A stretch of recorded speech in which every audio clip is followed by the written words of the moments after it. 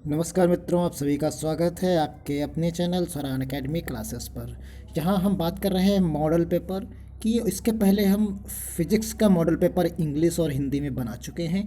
आप हमारी प्लेलिस्ट में सफाई पैरामेडिकल वाली में जाके देख सकते हैं। अब आज हम यहाँ बात करेंगे केमिस्ट्री यानी रसायन विज्ञान की इंग्लिश में। तो इसमें 33 क्वेश्चंस आते हैं। 33 क्वेश्चंस फिजिक्स में भी आते हैं और मैथ्स और बायो में आपको 34 क्वेश्चंस मिलते हैं। तो आइए शुरू करते हैं आज का ये वीडियो बिना देरी किए हुए। और उससे पहले अगर आप हमारे चैनल पर नए हैं तो सब्सक्राइब करना बिल्कुल ना भूलें। देखिए, यहाँ पर पहला क्वेश्चन जो हमने उठाया है ये सभी लोग लगभग इसके बारे में ज़्यादातर जानते हैं। तो यहाँ क्वेश्चन है, which of the following phenomenon is considered responsible for global warming. Global warming के लिए सबसे ज़्यादा कौन रिस्पॉन्सिबल है? आपके पास 4 ऑप्शंस हैं। तो यहाँ आप सभी लोग जानते हैं कि जो रिस्पॉन्सिबल है वो ग्रीन हाउस इफेक्ट है, यानी ऑप्शन इसका ए सही होगा। अगले तरफ चलते हैं, सेकंड क्वेश्चन की तरफ। The nucleus of an atom consist of. तो किन 2 चीज़ों से न्यूक्लियस बना होता है? तो आप जानते हैं 3 पार्टिकल्स हैं, इलेक्ट्रॉन, प्रोटॉन और न्यूट्रॉन। लेकिन एटम के न्यूक्लियस में आप सभी लोग जानते हैं ये एटम है, इसका जो न्यूक्लियस अंदर होता है, इसके अंदर यहाँ कौन से 2 पार्टिकल्स होते हैं? तो यहाँ कौन से 2 हैं उन आप सभी लोग जानते हैं। ये बहुत जेन्युइन आंसर भी इसका है। तो ये इसका पार्ट प्रोटॉन और न्यूट्रॉन यानी सी पार्ट इसका सही होगा। अब इसके बाद question number 3, the number of moles of solute present in 1 kg of solvent is called its. क्या कहा जाता है? ये डिफिनीशन है, आप सभी लोग जानते हैं। आप डिफिनीशन को भी याद करके रखना चाहिए। तो ये डिफिनीशन है। अब ये किसकी चीज़ है? डिफिनीशन है मोलालिटी की है, मोलारिटी की है, नॉर्मेलिटी या फॉर्मेलिटी। तो ये क्वेश्चन नंबर 3 का ये जो ऑप्शन है इसका, ये ए पार्ट इसका सही है, मोलालिटी की ये डिफिनीशन है। The most electronegative elements among the following is. तो कौन सा है मोस्ट? 4 ऑप्शंस में आपको बताना है कि कौन सा सबसे इलेक्ट्रोनेगेटिव एलिमेंट्स है। तो यहाँ पर क्वेश्चन नंबर 4 का हमारा पार्ट सी है, ये आप सभी लोग देख सकते हैं कि ये फ्लोरीन जो है इसका ऑप्शन सही होगा। अगला question number 5, the metal use to recover copper from a solution of copper sulphate. तो कॉपर सल्फेट से कौन सा हम रिकवर करते हैं? तो आप सभी लोग इसको अगर इसकी समीकरण और इक्वेशंस देखेंगे तो इसका आंसर आपको जो मिलता है वो आयरन यानी Fe जो है ऑप्शन डी इसका सही होगा। Question number 6, the number of D electrons in Fe2+ यानी Z इज इक्वल टू 26 इसका है, is not equal to that of, यानी किसके इक्वल में नहीं? आप जानते हैं इसका जब इलेक्ट्रॉनिक कॉन्फ़िगरेशन किया जाता है तो SPDF में इसको ब्रेक किया जाता है। तो ये किसके इक्वल नहीं है? तो यहाँ ऑप्शन नंबर जो हमारा 6 का है वो डी ऑप्शन सही है, यानी क्लोरीन के बराबर इसका not equal to that of chlorine. Question number 7, the metallurgical process in which a metal is obtain in a fuse state is called. तो फ्यूज स्टेट जो कार्ड है उसको क्या कहा जाएगा? तो यहाँ आप सभी लोग जानते हैं कि ऑप्शन नंबर जो 7th क्वेश्चन का है वो ऑप्शन नंबर यहाँ सही होगा इसका, स्मेल्टिंग, यानी ऑप्शन ए इसका सही होगा। Question number 8, the molecules of which guys have highest speed. तो हाईएस्ट स्पीड आप सभी लोग जानते हैं हाइड्रोजन की -50 डिग्री सेल्सियस के आसपास और उससे ऊपर, यानी यहाँ पर जो ऑप्शन आपका सही होगा वो ऑप्शन नंबर क्वेश्चन नंबर 8 का ए, यानी H2 hydrogen at -73 degree Celsius पर हाईएस्ट स्पीड इसकी होगी। Question number 9, the oldest rock in the earth crust were once molten and comes from deep inside the earth. The molten rock called magma spurred out in volcanic eruptions during the Earth's earlier life and solidification into hard rocks called। इसको क्या कहेंगे? जो oldest rock होती हैं उनके बारे में granite कहेंगे, बेसाल्ट कहेंगे, इग्नियस रॉक कहेंगे या सेडिमेंट्री रॉक कहेंगे। 4 तरीके के रॉक्स होती हैं। तो सैल जिनको आप हिंदी में कहते हैं, तो उनके बारे में यहाँ पर है। तो यहाँ जो क्वेश्चन हमारा 9 है इसका ऑप्शन सी है, यानी इसको हम इग्नियस रॉक कहेंगे। Question number 10, the law which state. देखिए यहाँ क्वेश्चन नंबर जो हमारा 10 है इसमें बताया गया है the law which state that the amount of gas dissolve in a liquid is proportional to its partial pressure. तो ये पार्शियल प्रेशर से रिलेटेड जो आपका एक लॉ है किसने दिया है? तो ये जो लॉ हमारा है वो क्वेश्चन नंबर 10 का सी पार्ट है, आप सभी लोग जानते हैं ये हेनरीज लॉ होता है। तो ऑप्शन नंबर सी इसका सही था। Question number 11 the main buffer system of the human blood is. तो ह्यूमन ब्लड का जो बफर सिस्टम है क्वेश्चन नंबर 11 का, तो ऑप्शन यहाँ सही होगा ए H2CO3 HCO3, यानी ये हमारा इसका ह्यूमन ब्लड का बफर सॉल्यूशन यानी सिस्टम है। Question number 12 the gas present in stratosphere which filter out some of the sun's ultraviolet lights and provide the effective shields against radiations damage to living things is। तो living things, तो यहाँ पर जो effective हैं यानी 12 question का जो answer है आपका वो इसका पार्ट आप सभी लोग जानते हैं, कॉमन क्वेश्चन है ये ओजोन। अब इसके बाद question number 13 the most commonly used bleaching agent, यानी ब्लीचिंग एजेंट के रूप में सामान्य तौर पर कौन सा यूज़ किया जाता है? तो यहाँ ऑप्शन आपका 13 का जो सही है वो सी है, यानी क्लोरीन को यूज़ किया जाता है। Question number 14 the nucleus of hydrogen items consist of, यानी कितने प्रोटॉन और कितने, आप सभी लोग जानते हैं उसका 1 एटम होता है, यानी 1 Z=1। आप इसका आप निकाल सकते हैं। तो क्वेश्चन नंबर 14 का जो आंसर है आप यहाँ देखेंगे तो ओनली 1 प्रोटॉन होता है। इसके बाद question number 15 the heat required to raise the temperature of body by 1 K यानी केल्विन इज कॉल्ड, क्या कहा जाएगा? 1 केल्विन अगर उसका राइज कर जाता है हीट रिक्वायर्ड करने के लिए तो उसे हम क्या कहेंगे?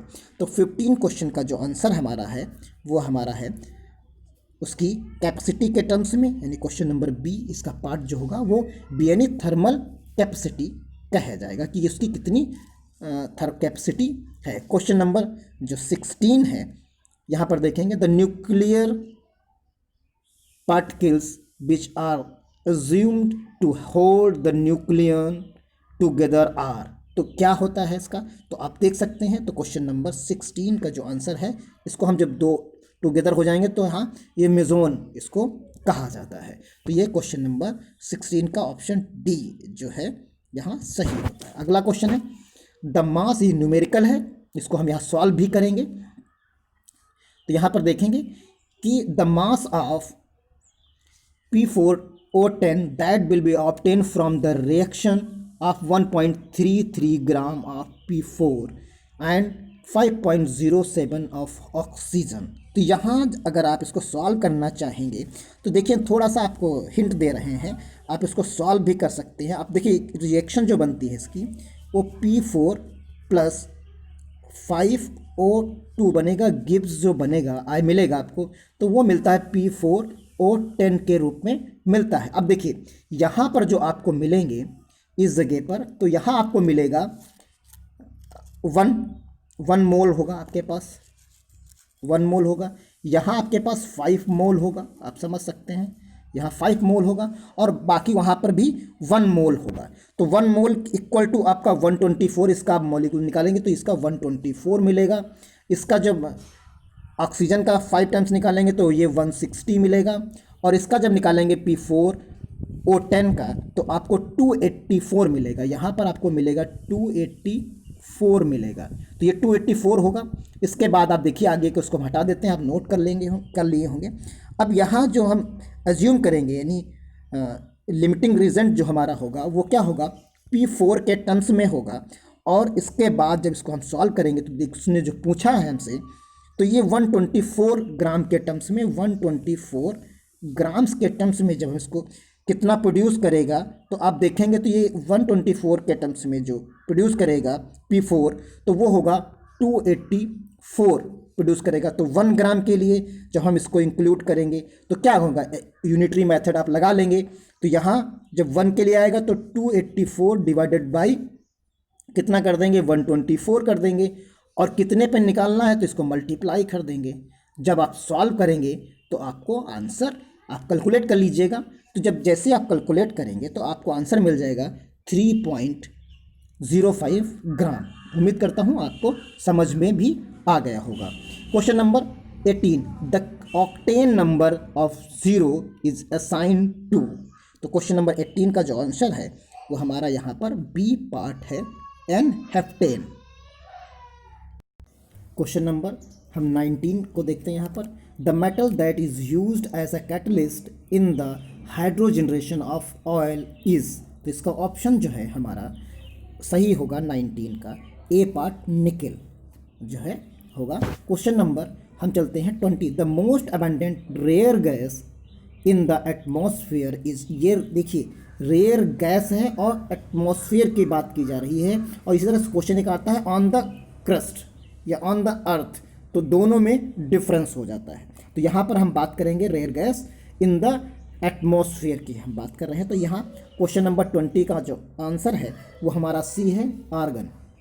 Question number 21, the Latin words formica मेंट्स and the name formic acid is derived from this Latin words because. तो किससे ड्राइव किया गया है? तो क्वेश्चन नंबर 21 का तो आप देख सकते हैं, this acid was first obtain by the distillation of ants. तो यहाँ पर यानी चींटी से डिस्टिलेशन करके इसको बनाया गया, तो यहाँ ऑब्टेन किया गया है। Question number 22, the ore which is found in abundance in India is. तो यहाँ पर कौन सा मिलेगा?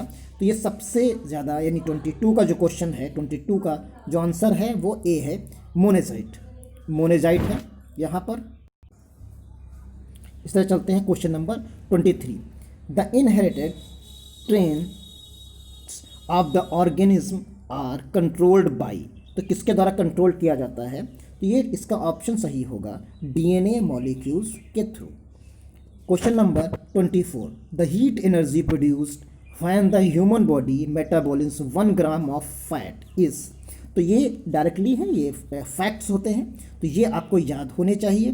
तो यहाँ जो ऑप्शन है 24 का वो सी पार्ट है, 39 kilo joule. Question number 25, what are the number of moles of CO2 carbon dioxide which contains 16 gram of oxygen. तो इसको आप न्यूमेरिकल है, इसको आप सॉल्व कर सकते हैं। तो आप देखिए 1 मोल में आपको क्या मिल रहा है, इसका अगर हम निकालेंगे तो यहाँ 44, ऑक्सीजन के लिए 44 मिल रहा है।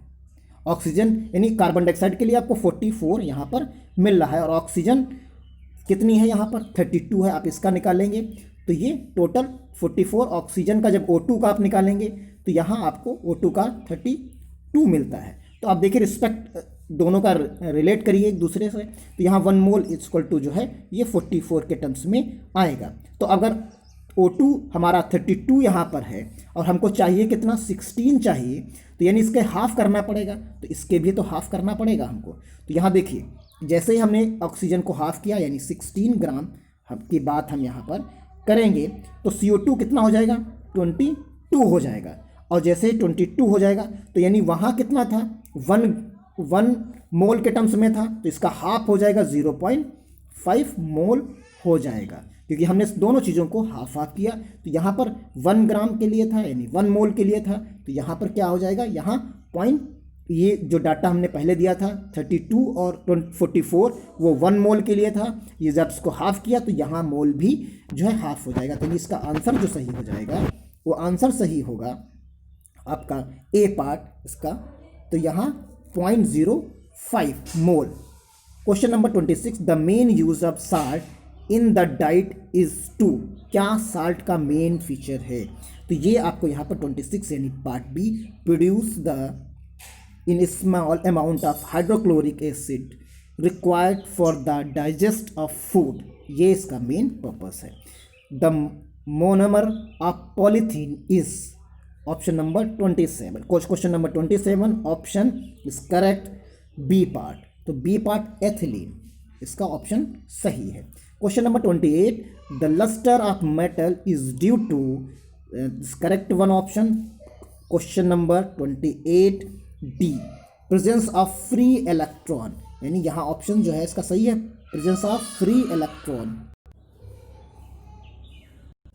यहाँ इस प्रकार हमारा क्वेश्चन नंबर 28 का ऑप्शन आपने देखा डी है, presence of free electron. Question number 29, the number of water molecules present in a drop of water, एक ड्रॉप वाटर में कितना है, वैल्यूम इसका दिया है 0.0018 ml at the room temperature is.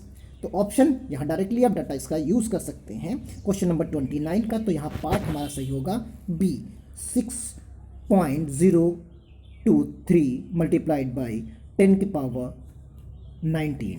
तो ऑप्शन बी पार्ट सही था। Question number 30, the most malleable metal is, तो यहाँ पर कौन सा है, 30 का ऑप्शन सही होगा हमारा यहाँ पर डी, गोल्ड। क्वेश्चन नंबर, इन ऑप्शंस में ही सबसे ज़्यादा मेलेबल जो है, मोस्ट मेलेबल जो है metals is gold. Option number यानी डी सही था। Question number 31, the oil used in the flotation process, आप सभी लोग मेटलर्जी में पढ़ते हैं इसको। तो यहाँ पर कौन सा ऑयल यूज़ करते हैं हम उस प्रोसेस के दौरान, तो यहाँ ऑप्शन जो हमारा डी है, option number, question number 31 option D यानी पाइन ऑयल।